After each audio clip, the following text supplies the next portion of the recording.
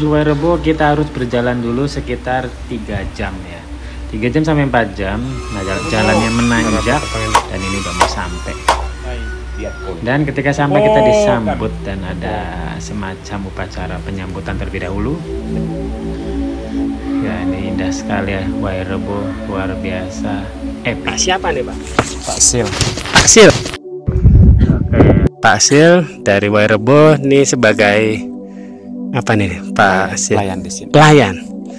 Pelayan itu maksudnya untuk melayani tamu dari luar. Ya. Oke, untuk melayani tamu dari luar. Pak Sil, ini kalau Wairebo ini ada berapa penduduk Pak Sil? Baik. Kalau kepala keluarganya di sini kurang lebih 150 kepala keluarga.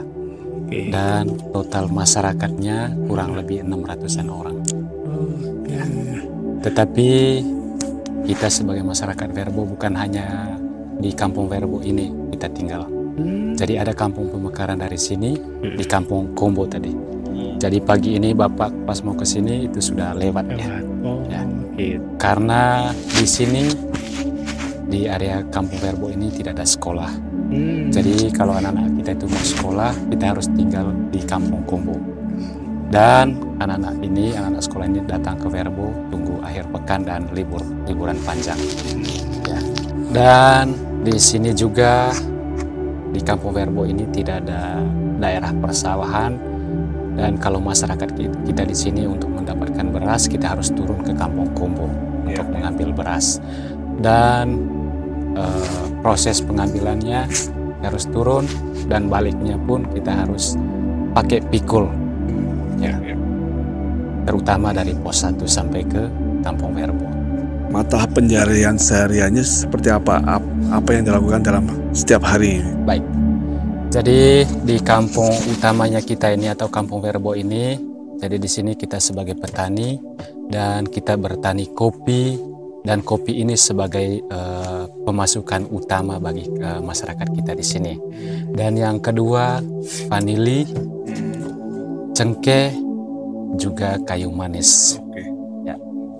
Berarti kalau hasil itu diapain? Misal contoh kopi, Ya. kopi itu dijual di sini atau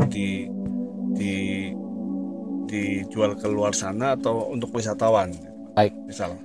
Jadi kita di sini Bapak merasa bersyukur. Jadi berkat tempat ini sudah dijadikan salah satu destinasi pariwisata. Jadi selama kurang lebih mungkin sudah belasan tahun Bapak. Jadi kita di sini untuk hasil kebun yaitu kopi. Yang pertama kita fokus jual kopinya kepada tamu atau wisatawan yang masuk ke Wairebo. Dan yang kedua,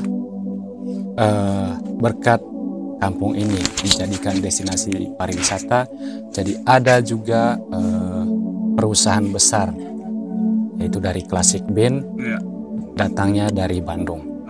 Mereka datang ke sini untuk mengambil atau membeli kopi dari Wairebo. Yaitu yang sering cenderung mereka beli itu Bapak, itu adalah yang jenis atau tipe Arabica. Ya, di sini ada kopi tipe apa aja? Ada Robusta, Arabica, terus satu lagi ada kita sebut Colombia. Tapi Colombia itu varian dari kopi Arabica. Kalau Colombia Bapak itu rasanya lembut. Kalau Arabica ya sedikit asam dia. Ini total ada berapa rumah Pak? Jadi di sini kurang lebih 7 rumah ya Bapak ya. 7 rumah. 7 rumah. Ya. Dan 7 rumah ini itu sebagai turun temurun ya, dari leluhur kita dari dulu, zaman dulu. Karena rumah utama dengan altar budaya ini juga daerah pemakaman atau perkuburan di atas sana itu masih ada kaitannya Bapak ya. Tidak boleh dihalangi di depan. Ya, tidak boleh kita buka rumah di depan altar budaya ini, tepatnya ini. Ya. Itu masih ada kaitannya dengan rumah utama. Ya. Kalau ini masuknya wilayah mana sih Pak? Wilayah mana? Lokasinya? Jadi ini masih dikategorikan lokasi Manggarai, Bapak, Manggarai Tengah. Manggarai itu. Ya, tapi Kecamatan Satarmese Barat. Oke, berarti ada berapa generasi sebelumnya? Nah itu. Baik, terima kasih banyak. Jadi menurut dari orang tua kita atau sesepuh kita di sini, juga dari ketua adat kita di sini, bahwa kita di sini sudah mencapai generasi ke-21 sampai ke-22. 21, 22. Katakan setiap generasi itu Bapak kita hitung umur 60 sampai 70 tahun. Ya. Tinggal kita hitung, berarti kampung ini berada di sini atau berhadapan kampung ini sudah mencapai 1000 tahun 1000 lebih. tahun lebih. Ya. Ya. 1000 tahun. Wah, udah tua banget ternyata Ya. ya. Ada suku tertentu ya yang Ya. menikahnya itu hanya boleh dengan suku tersebut. Oke, Nah, baik. kalau di sini gimana Pak untuk pernikahan? Baik. Jadi tentang pernikahan kalau kita di sini Bapak, jadi di sini tuh contohnya kita laki-laki dari Werebo ini, kita bebas memilih pasangan atau kita bebas memilih jodoh kita. Kalau laki-laki. Ya, itu kalau laki-laki. Juga kalau misalnya saudari atau adik perempuan kita atau anak perempuan kita dari Werebo ini juga bebas menikah ke mana saja, oke. tergantung jodohnya. Jodohnya. Ya. Jadi di sini tidak ada membatasi. Tantangannya. Ya, jadi tidak membatasi untuk hal pernikahan. Ya. Tapi yang dibatasi adalah rumah tidak boleh dibuka, tidak boleh diubah bentuk, Ya, seperti itu ya. Ya. Dan tidak apa strukturnya dan desainnya tetap harus sama seperti lur. ya. Ya. Ini satu rumah ini kapasitasnya berapa orang Pak? Satu rumah kapasitas berapa Yang ini? ini karena ini khusus untuk penginapan Bapak ya. Jadi ini kapasitas 23 orang. Terus kalau yang satu ini sudah penuh atau full, jadi kita bisa saja tamunya ke penginapan yang satu lagi di bawah sini. Di sebelah situ. Di bawah sini. Ini Ya. tiap rumah ada namanya nggak Pak? Tiap rumah Baik, ada namanya nggak yang tiap rumah ini? kalau itu tadi kita sudah sebut rumah utama ya. Rumah utama, Ya. oke. Atau sebutan dalam bahasa Manggarainya itu baru tembong. Baru tembong. Ya, baru tembong atau rumah gendang. Ya. Terus selain dari rumah utama itu adalah kita sebut gena, sondong. Juga dalam bahasa Manggarai, sondong itu artinya pemekaran. Oh, Ya, pemekaran dari rumah utama. Jadi yang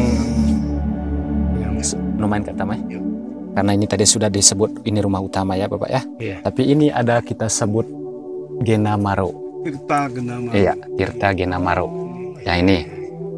Dan yang ini sebelahnya ini Iya. itu Gena Jintam. Oke. Terus yang di sana lagi Bapak itu kita sebut Gena Pirong. Oke. Terus yang di sana sebelah kanan dari rumah utama itu Bapak, itu kita sebut Gena Dorom. Oke. Terus yang di depan sini Bapak, itu kita sebut Gena Jekong. Oke. Terus yang di pojok sana, Iya. terakhir, itu kita sebut Gena Mandok. Jadi pesan dari kita, kalau ada tamu atau para pengunjung yang ingin berkunjung ke Werebo, yang pertama-tama para tamu harus tahu atau menggali informasi di pusat informasi terlebih dahulu. Ya, itu yang pertama. Dan yang kedua, para pengunjung atau tamu dia wajib mengikuti arahan kita sebagai pelayan di sini. Yang pertama, kalau tamu sudah masuk di area Kampung Werebo, tamu wajib melakukan ritual adat atau ritual penyambutan terlebih dahulu. Jangan dulu melakukan atau jangan langsung mengambil aktivitas. Contohnya foto, konten, apapun di area kampung ini. Dan setelah kita lakukan ritual adat, jadi atau selama kita melakukan ritual adat di rumah utama, tamu selama tetua adat atau sesepuh adat kita di sini melakukan ritual adat dalam bahasa Manggarai, tamu tidak diperbolehkan untuk melakukan video atau foto. Ya. Kecuali kalau kita sebagai pelayan menjelaskan apa makna atau arti daripada ritual adat ini, baru tamu bisa melakukan video atau foto.